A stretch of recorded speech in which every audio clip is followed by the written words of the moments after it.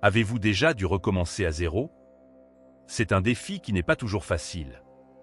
Maintenant, imaginez quelqu'un qui a dû recommencer dans un monde où il n'y avait plus personne à part sa propre famille, car toutes les autres personnes avaient été détruites. Tel fut le défi auquel Noé et sa famille, 8 personnes au total, Noé, sa femme, ses 3 fils et leurs épouses, ont dû faire face en tant que seuls survivants du grand déluge qui a détruit la terre.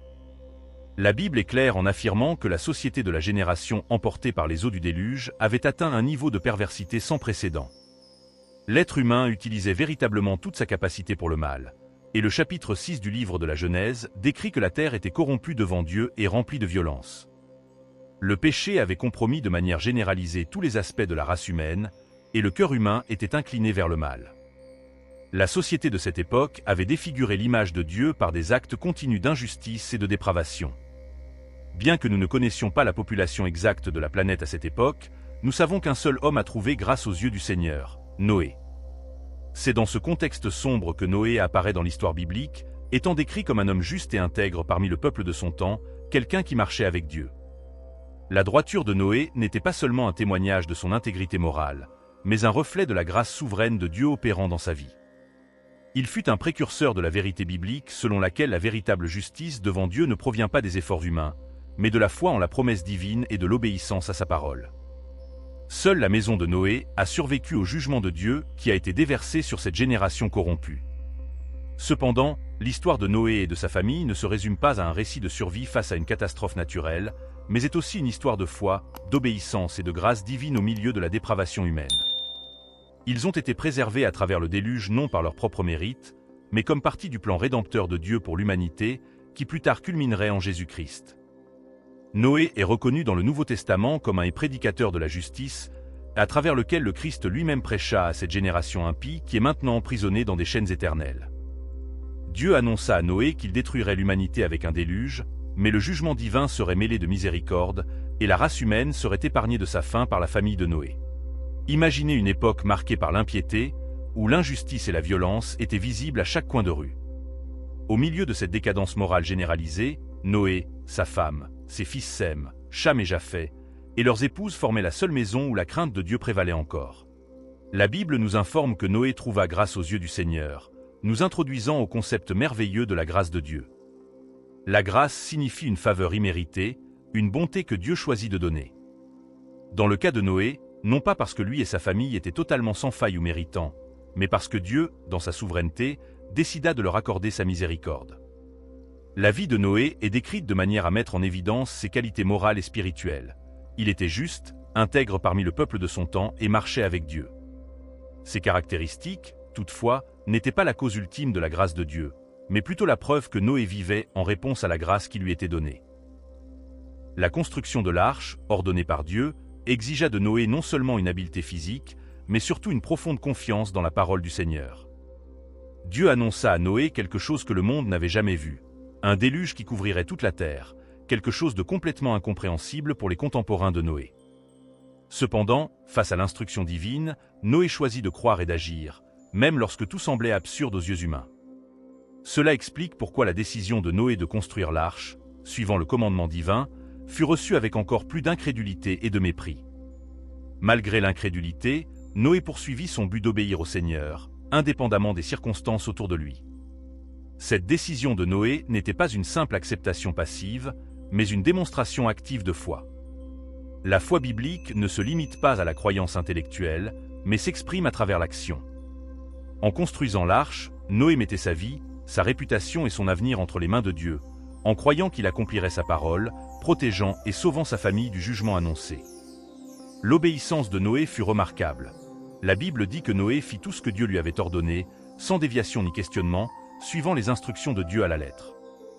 Ce type d'obéissance reflète un cœur qui respecte et révère Dieu par-dessus tout. Noé comprenait que la sagesse divine est infiniment supérieure à celle de l'homme et qu'obéir à Dieu est toujours la meilleure voie, même si nous ne comprenons pas entièrement ses plans pour le moment.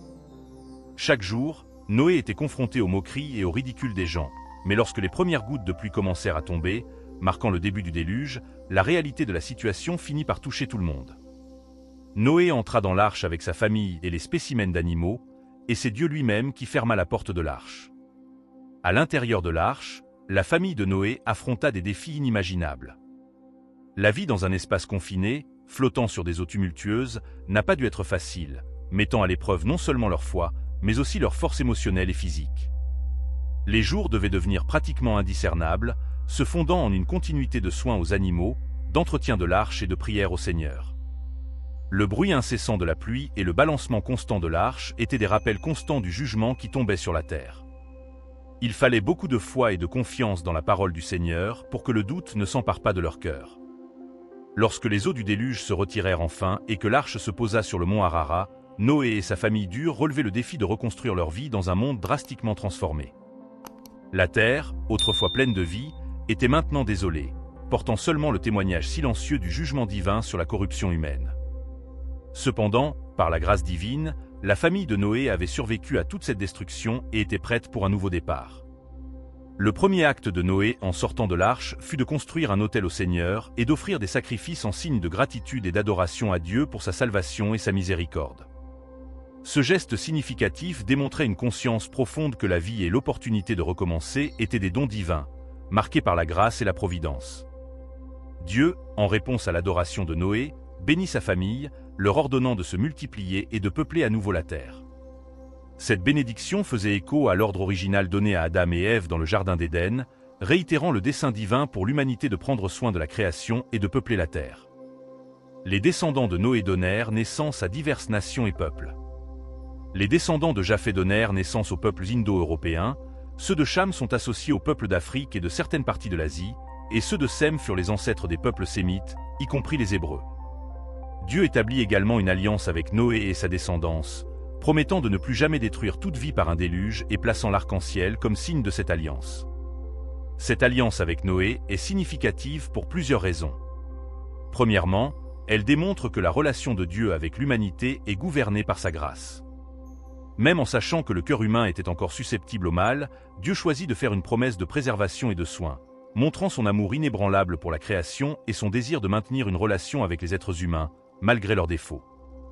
Deuxièmement, cette alliance établit un principe de responsabilité et de respect pour la vie. Dieu donna des instructions spécifiques à Noé et sa famille sur la dignité et la valeur de la vie humaine et l'importance de préserver la création, soulignant le rôle de l'humanité en tant que gardienne de la terre.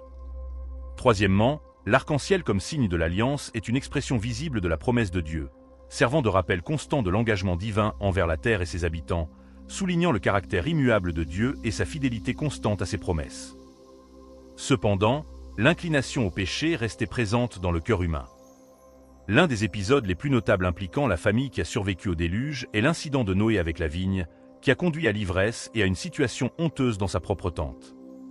La réaction de ses fils à cet épisode, avec Sem et Japheth agissant avec respect et dignité, tandis que Cham exposait la honte de son père, met en lumière les différentes réponses humaines au péché et à ses conséquences. Cet incident a non seulement montré la vulnérabilité humaine au péché, mais aussi signalé les ramifications futures pour les lignées de cette famille, conformément aux bénédictions et aux malédictions prononcées par Noé sur ses fils.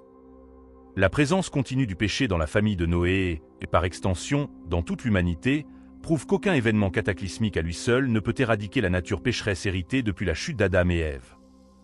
Les eaux du déluge ont lavé les pécheurs de la surface de la terre, mais elles n'ont pas lavé la nature pécheresse de la face du cœur humain. Cela met en évidence le besoin constant de la grâce et de la miséricorde de Dieu pour traiter le péché et ses conséquences dans nos vies. Nous vivons à une époque marquée par des défis semblables à ceux des jours de Noé.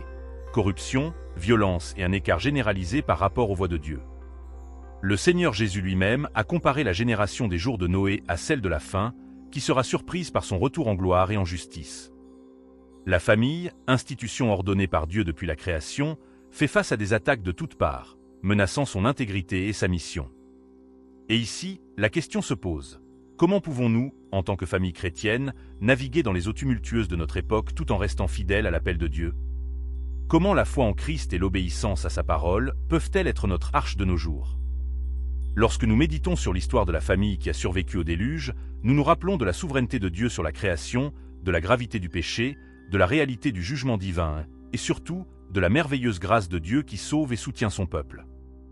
L'histoire de Noé nous enseigne la valeur de vivre par la foi, même lorsque l'avenir semble incertain ou que nous sommes entourés par une culture qui nie Dieu. Pour les familles aujourd'hui, cela signifie faire confiance aux promesses du Seigneur, même lorsque cela va à l'encontre des normes sociales dominantes.